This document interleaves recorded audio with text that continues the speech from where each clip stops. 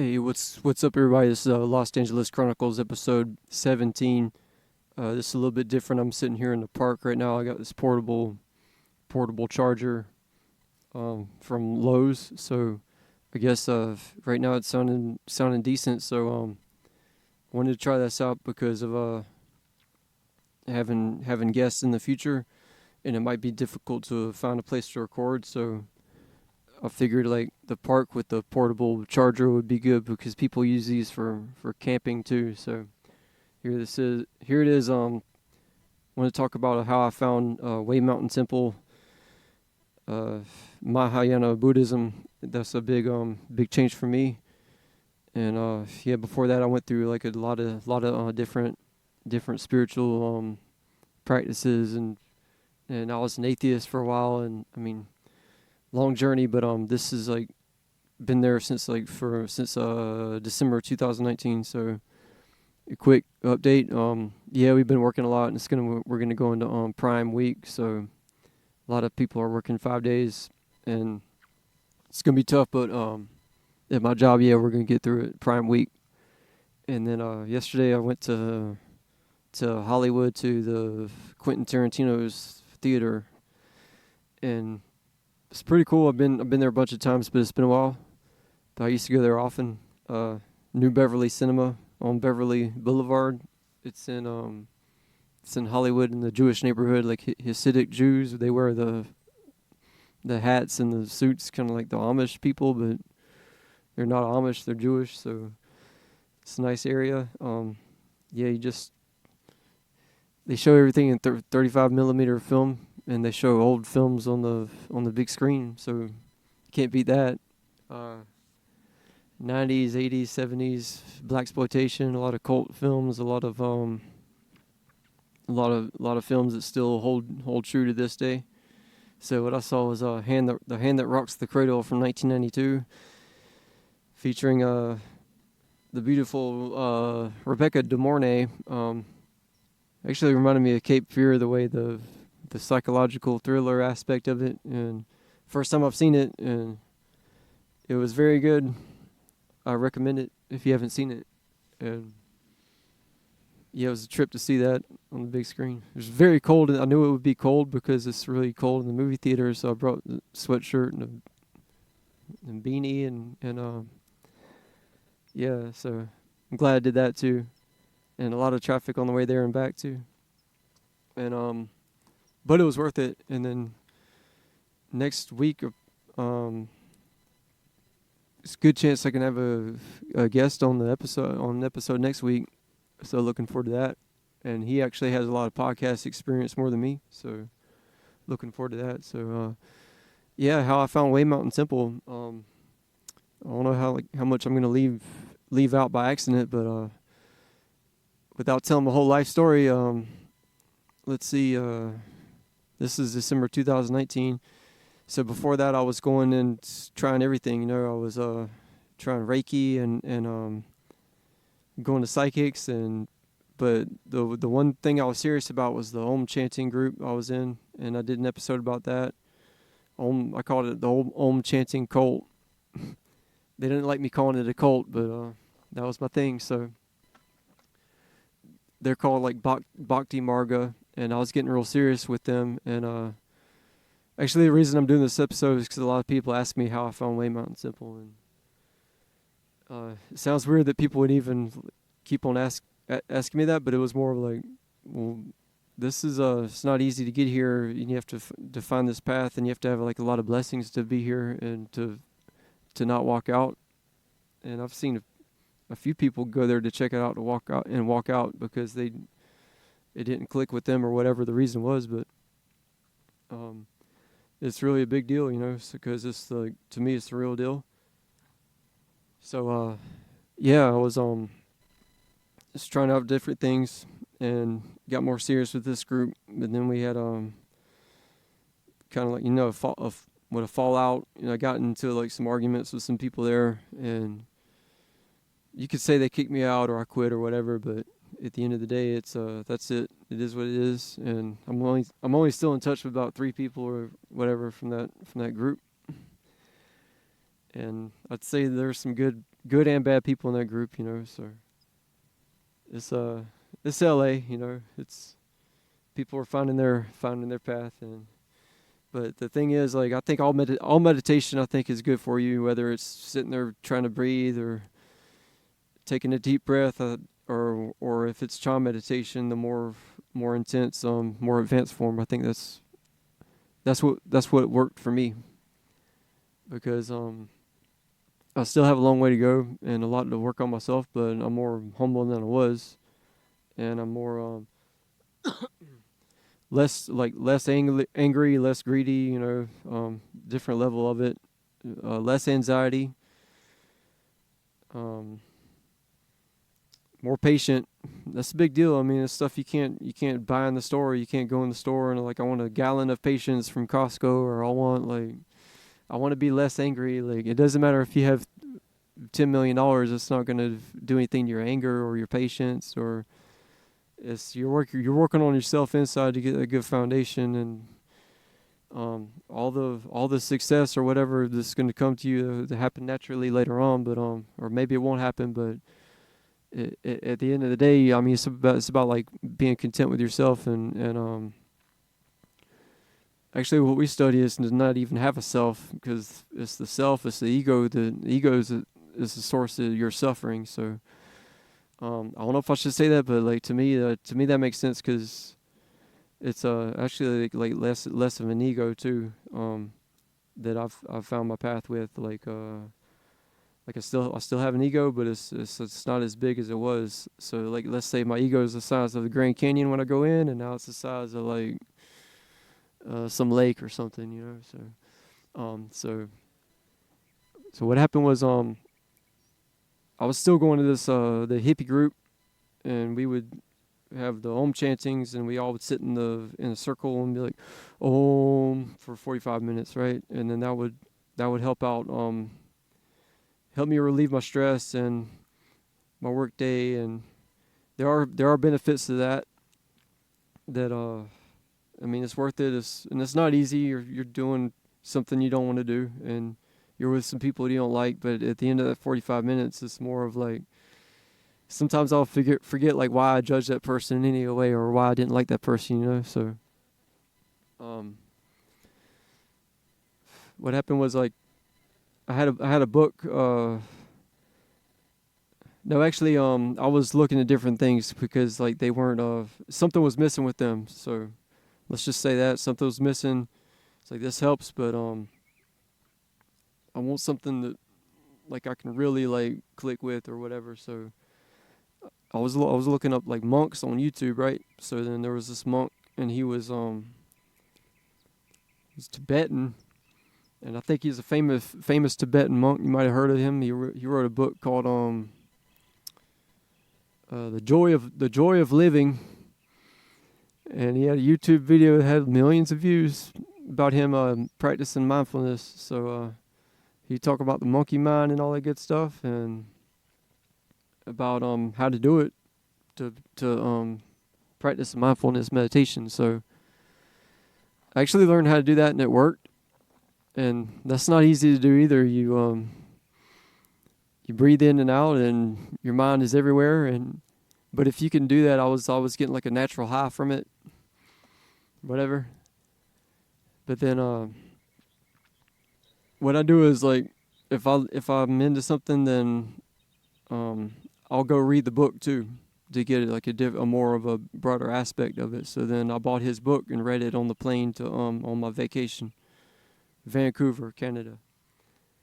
Oh yeah, you want to be impressed? I went to Canada with no phone that time, no phone. And I'm impressed, because how do you even do that, right? Like, but I lost a lot of money doing that too, and I missed flights and Airbnb and all that stuff. So, okay, anyway, read his book, and then I liked it. But see, the back of the book said Buddhism on it, so I was like, okay, this is Buddhism. I like this, right? So, I wanted to like learn about, like, to go to a real Buddhist temple to learn about Buddhism, because I didn't even know really the first thing about Buddhism. I was like, what do? Do you keep on reading books about it?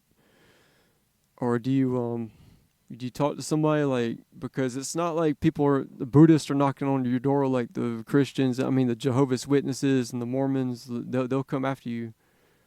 But it seems like, I mean, Buddhists, they keep to themselves, and you have to find them and go to them. So my thing was, I was curious about what they're about, and what I do is, like, if I want to know something, I just go ahead and do it. So, I mean, at one time I joined the Freemasons, I did that, and it's kind of like, I mean, I didn't get way into them, but I've been there, done that, 2 years, and I wasn't feeling it, so that was it. And from them I got into like investing, and that's different subject, but it's more of like you do it for real instead of as opposed to like reading a book about it, like real life experience. I mean, you could say like I'll really work at Amazon. I don't just like watch a bunch of YouTubes about Amazon guys, if that makes sense to you. So here we are. I want to learn about it. I want to go to like a real Buddhist temple, right? So then I look up on Google Buddhist temples around LA. And then I had 2 addresses written down on an index card.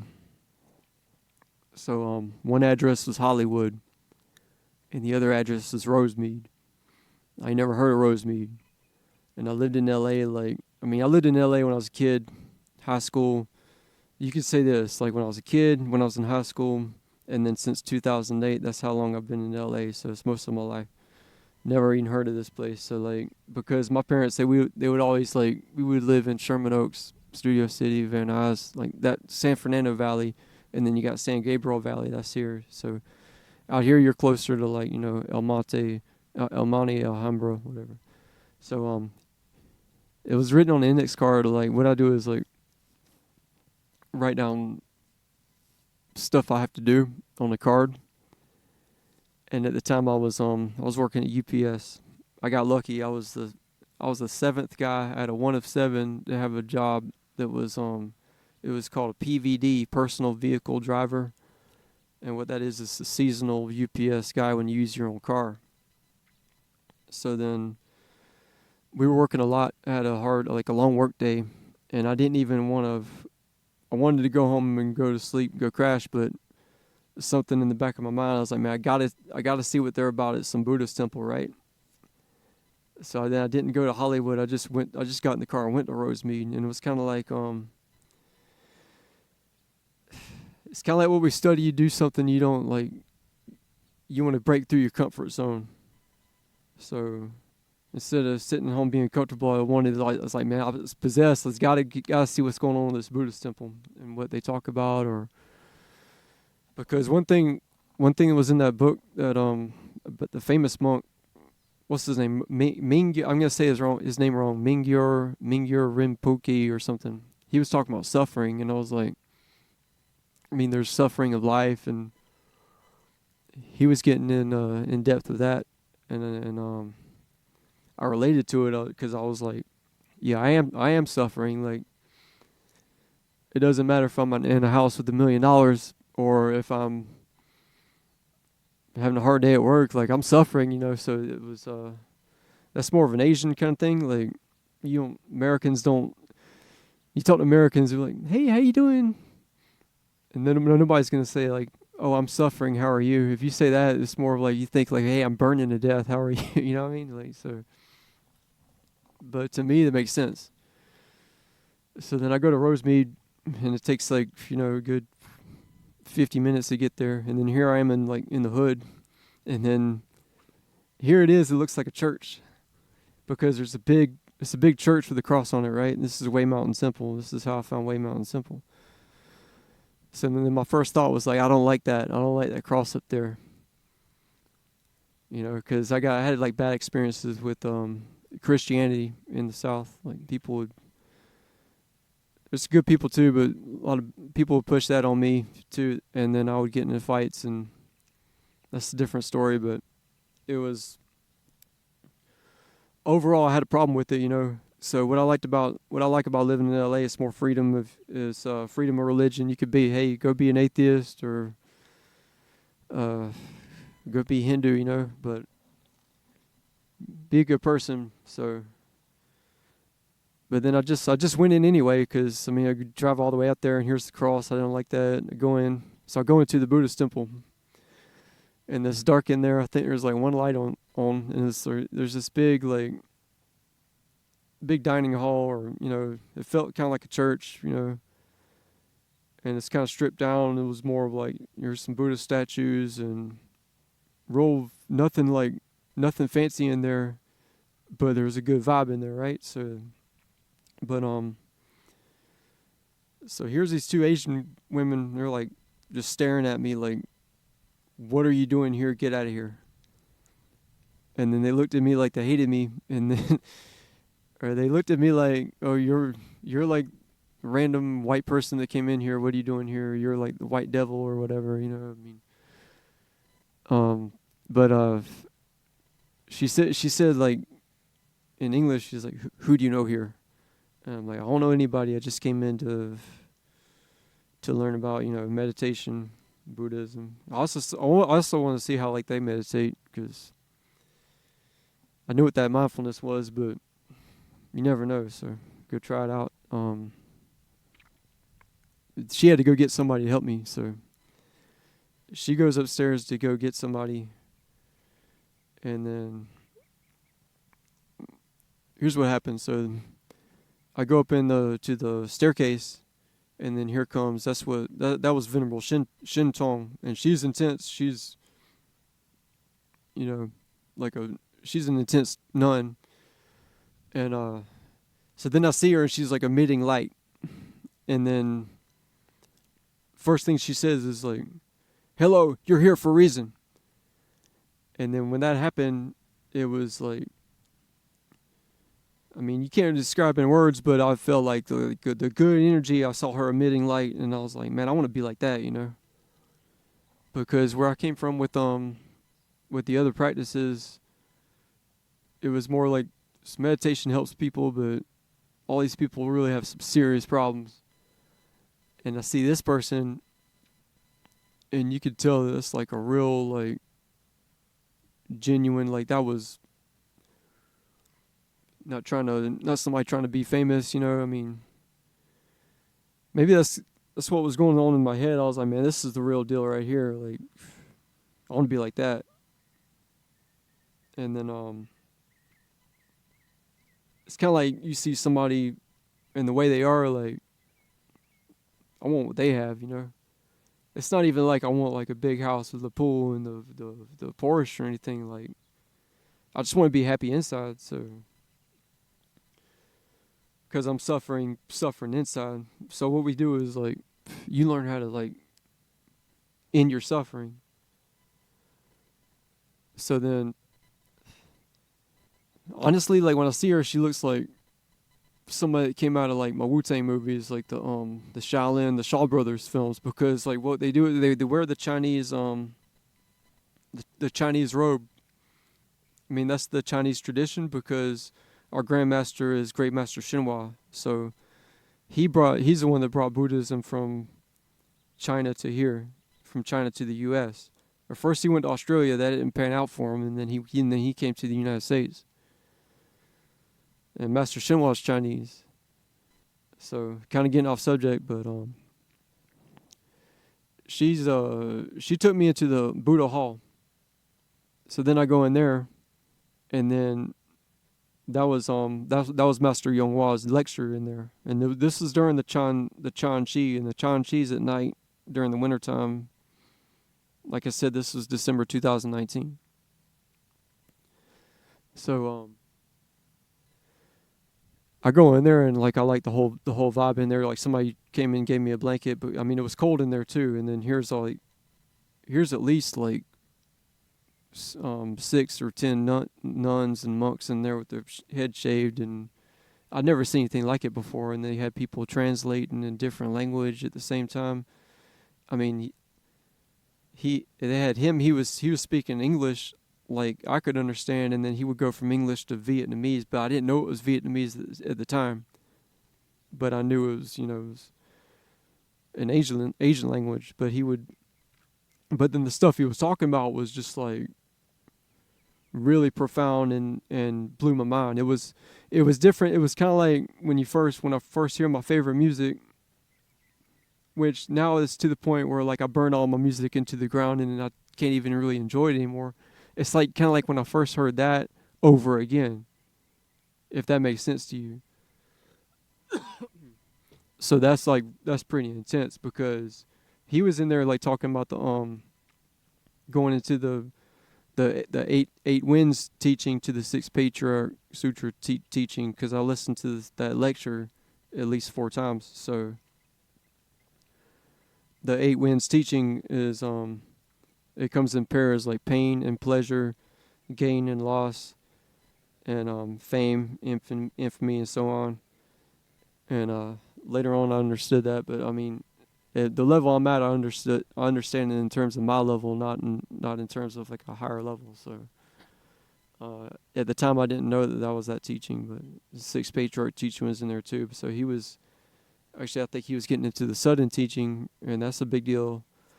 And but and then they had like they had a nun that would ask the YouTube questions while he was lecturing. So then he would be like, yes, question over there. But then I thought, like, I was confused. I thought that the YouTube questions were her questions and she was trying to be like a smart aleck or something at that time. So it was more of like, that's where I was getting confused with that. And one of the questions was like, if you're not me, then how do you know if I'm not there yet, as far as like the level? And then he said, why don't you like hop on a plane and come here and have me teach you here in person rather than you using your fingers typing on YouTube, you know? And then something else was like the discriminating mind. He's talking about that because your mind's gonna. It's not it's not your heart that's discriminating. It's your mind that judges. It's your mind that does like, I like this, I don't like this, I don't like the way he or she looks. So, you know. And he says, well, discriminate, just quit harassing me. And then he said, he was going into like some kind of like Chinese teaching. It was like Jai Wu, meant like we wake up and then you understand. So then Vietnamese girl asked a question about it and put her 2 cents in, like this means this. But then he said he was like really incensed. It's like, yeah, you wake up and then you understand. You wake up from this dream, and then you know that your life is just a dream, and then you understand. And then he said it in Vietnamese, and then he said, all this stuff you care about, your house, your car, your family, is just a dream, and then you understand. So then, like, I mean, that blew my mind, you know. So after the lecture, I mean, they were setting up the Buddha relics too with the cases. And then some people were looking at me like, well, who is this random person that came in here? Because it's more of like a tight-knit kind of community. And if you come here, then it's more like we believe in a cause and effect. You have enough blessings to be here. And then if it makes sense to you, you have enough blessings for that. But after the lecture was Venerable Shintong, she said, so you want to learn meditation? And I'm like, yeah, I want to learn, like if you guys have a different style, or like, I want to learn your meditation practice. And it's more like, you can't even be like that. It's more be like grateful to, you know, be there and not like here. Like that's one thing Master Yong says, like, can't be like, here I am, teach me. But another thing is I never even heard of Master Yong or Master Shinhwa, but I was like, she told me that, yeah, that's him, that's Master Yong. And he's on YouTube. Check him out and listen to some Dharma talks. That's what that is. Dharma means, like, you know, words of wisdom. It's a lot of wisdom. And I like my story of how I came to go to the temple, because I just randomly found the address and just got in the car and went, and without even knowing that it would change my life, or it was just another thing that I was trying to do. And it was actually like, I mean, I was 38 at the time, and 4 years ago, so it was kind of like the last thing I tried, you know. But yeah, she was telling me about meditation, and she said, okay, we'll put put your foot right here, like put your knee up and see if you're, you know, put your left foot on your right thigh, and then put it all the way, see how, if you can get into half lotus, is what that is. And then like my knee's all the way up in the air. So then here's my knee, and then, I mean, they made fun of me. They laughed. She laughed at me. She said, "Oh, you're not that very flexible, are you?" And I'm like, I don't know what this is. Because a meditation involves your legs. I mean, leg pain. And I thought meditation was, you know, like kick back, relax, and, you know, I want to calm my nerves, and I want to be able to get along with people, and then feel good. And I mean, that's typical. Like, I mean, it went into mainstream too. You'd see it in magazines. You'd see it in grocery store magazines. Mindfulness, that was the mainstream one. But what they're talking about is the real the real advanced Chan. So, I mean, Chan came from, like, you know, from the Buddha, from India to from Bodhidharma to China, and then from China to the U.S. So it's like this. Chan is like the real, like, purest form. And then Zen, you've heard of Zen meditation. Zen was, Japan took it from China, so, and then it was watered down after that. And I mean, I've heard about people practice Zen for like 10, 15 years and not even get to like the level where you could do this for 6 months or a year, or maybe even less, you know. So you can get Chan's a quicker way to becoming, the fastest way to the path of becoming enlightened, and gaining progress in the spiritual path. And there's a lot that goes on with it. I'm just giving you the basics of my story. So, but that night was very important for me. Yeah, thanks for listening to my story so far. So, and then I also met another guy, a big dude. He was Caucasian too, and he was like really nice to me, and he had, like, you know, he's like, hey, how's it going, you know. And I was kind of, sometimes my first impression, I'm kind of hard to talk to, but it depends. But I was kind of like, yeah, I want to be the token white guy here. Like, what are you doing too, you know? So, but it was good friends now. But I met some people that are still around. I met that night, and so then but Venerable Shintong, she was the real intense person, the first nun that I met. So when she said I'm a nun, and then in my mind I was thinking, you're not a nun. Like, a nun looks like the I didn't say that, but I was thinking it, like, a nun looks like the black and white uniform, like with the Catholic kind of Christian nun that I was thinking about, like on my Black Flag CD. It's the record called like "Slip It In" by Black Flag, and that was the to me, that's what a nun looks like, not like you're from the Shaw Brothers film, like if you're from like the Wu-Tang 36 Chambers or something. So then but I didn't say that, but because I was about to say, they're talking about chi energy. So there's chi that flows through your body, and there's chi blockages. So when you do stuff like Chan, that unblocks the chi, and it's the reason why it hurts is because it's been blocked for so long. So if you're like me, like a little bit older, if you don't learn it until later on, then it's going to be more painful. So that's why it's kind of like why kids can do it. So they're talking about that, and then she mentioned something about fasting. Like, she said she fasted for 23 days, and I never even heard anything like that. Like 1 cup of water for the first 7 or 9 days, and I was just thinking, yeah, this place is challenging. This is really intense, and I mean, I'm a hard worker, and I was more attracted to the more hardcore things like that. That's why I guess I've had hard jobs, and one of the stupid hard-headed things I do is to have a hard job that is easy to get, and just stay there and survive and kick ass, you know. So I'm kind of like the Tony Hawk of like Amazon, you know. So but yeah, I thought it was a more really intense, and after that I would still go to the hippie thing, and in my mind I'm like, man, you guys aren't hardcore enough for me. And I'm learning Chan, and they could see a little change in me too.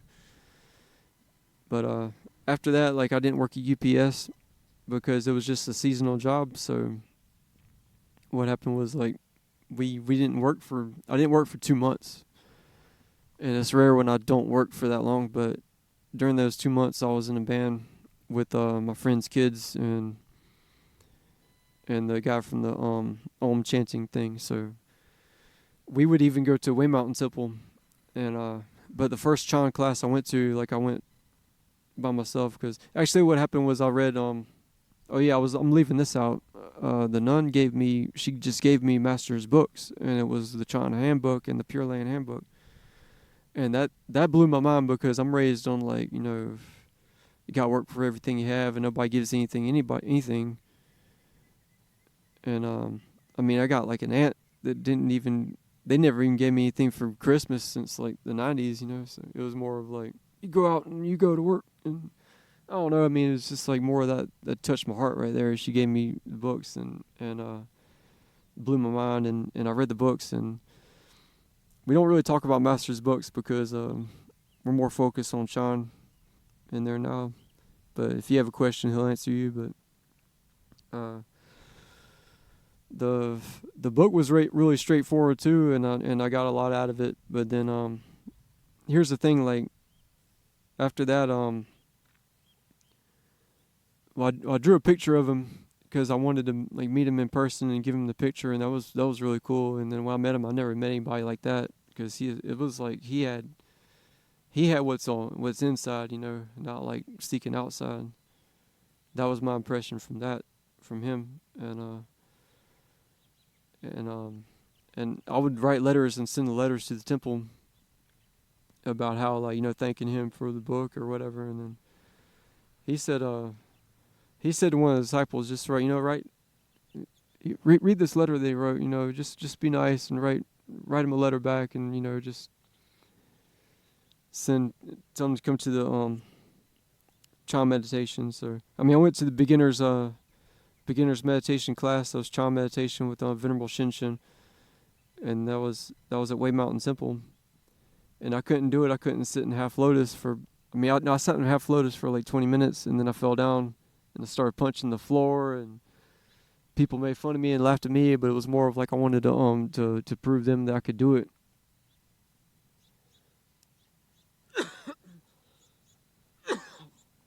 So yeah, I was determined, and it was worth it. It paid off, and I mean, it's one thing that happened was like one night with the band that I was in, we went to go pick up the kids, the twins that were in the band, and then the friends' kids, like the other cousins, they came up and hugged me, and I'm used to kids like getting away from me, and like I'm used to like not liking kids, and the kids keeping their distance from me. And the thing is, like, I forgot what it was to be like a kid. When you're a kid, like some adults are like really like you don't want to be around them because they have a lot of problems or bad energy. And what the Chan does is it changes the energy, so from negative to positive. So, but the thing is, if a kid comes to you, then that means you're a good person, and if you don't have that kind of moral background, then it's harder to do Chan, and you have to suffer through it more.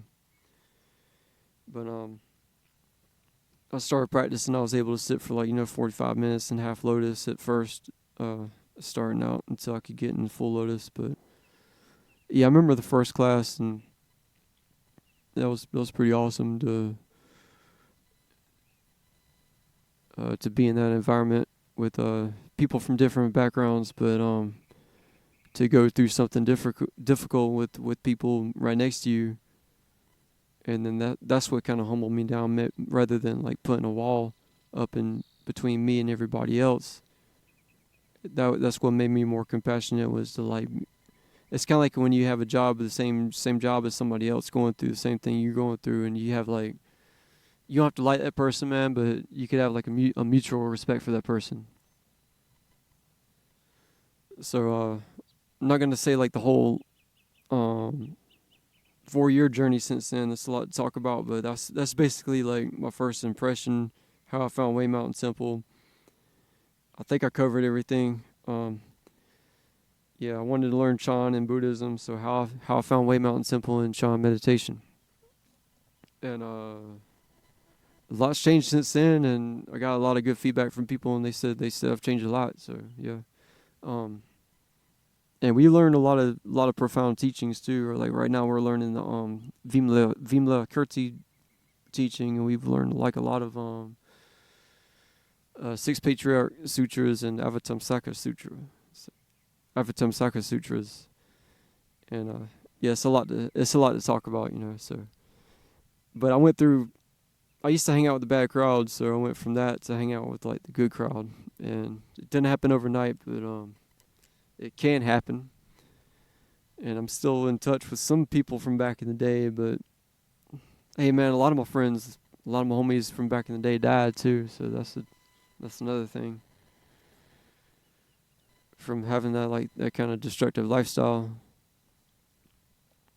and John helped me have like a better relationship with my family. And even though like right now I keep a good distance from my family, to be honest with you, though, it's more of like, hey, you can catch up for 10 minutes and then I gotta go, because on the worldly side of it, I mean, I still have the same job, same car, still don't have a girlfriend. It's still more like work on yourself first, and then, because if you have like a lot of problems inside yourself, you're going to bring those problems into your relationships, into work, into your family, and then all the worldly stuff, it's just going to be there. To me, it's more important, like, for me to like be close to the temple and have access to everything. And we do like a lot of mantras. To have access to that's a blessing. To be able to go to somebody if you have some kind of issue, some kind of problem. I mean, that's a big deal, because I've been in situations before where I didn't even really have anybody to go to. Like if I had a friend that didn't pick up the phone, I would go to another friend. But hey, the friends can only help you so far, and to me, the Chan going through the leg pain is going to help you more than the therapist will. And that might not make sense to you, but it's kind of like that which doesn't kill you makes you stronger, So you go through something that difficult, makes your life easier, and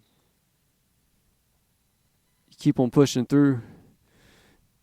And pretty soon you get to the point where like something doesn't bother you anymore. Because I used to flip out on people at work. It used to be like, you don't touch me, get away from me, don't talk to me. And I just want to do my work and go home. And it makes sense, but it's a sorry way to be, Because you're going to have to name any job out there. You're going to have to deal with people and work with people or collaborate, or customer service. I wish I learned Chan when I was a teenager. I can't go back to that now, but I mean, I'm lucky that I learned their practice now as opposed to later on, because I would have flipped out. I was close to flipping out. This is what saved me during that. People were flipping out. This is during COVID too, during 2020. And I'd say 2020 was like one of the best years of my life, because I was getting into that good introduction of it and learning that this is the way for me, as opposed to like everybody being political and ripping families apart, or just like everybody just being quarantined and going through like a mental turmoil. That's what was killing everybody. Not even the COVID. It was what's in your mind. It's more poisons that you put in your mind. Poisons we deal with. 3 poisons are basically, it's like greed, anger, and stupidity. And like I said, I still have some of those poisons, but it's at a different, like a lower level than it was. So I'm just grateful, and I want to give a shout out to Way Mountain Temple. Venerable Shinshin, Venerable Shin, Venerable Shin-an in Korea. I want to give a shout out to Korea. I get a lot of inspiration from them. I get inspiration from Master Yong. He's very inspiring, and I couldn't ask for a better teacher. Master Shinwa, we wouldn't even be here without great Master Shinwa. And then the lay people right next to me, Brady, Vicky, Emily, Hong, Peter, a lot of Jane, a lot of lay people that I talk to if I have anything going on. Gold Forest and DTT, this Dharma Treasury Temple. Always love going up there and cultivating with them, or going through Fochi or whatever we have going on, seeing the relics. Anyway, I'll go ahead and close off this episode right now. But thanks for listening. If you're listening, this is how I found like my real path, and I hope I can stay on this path for the rest of my life. Because it's I learn something new every day, and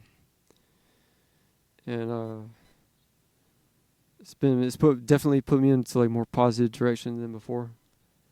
And what else?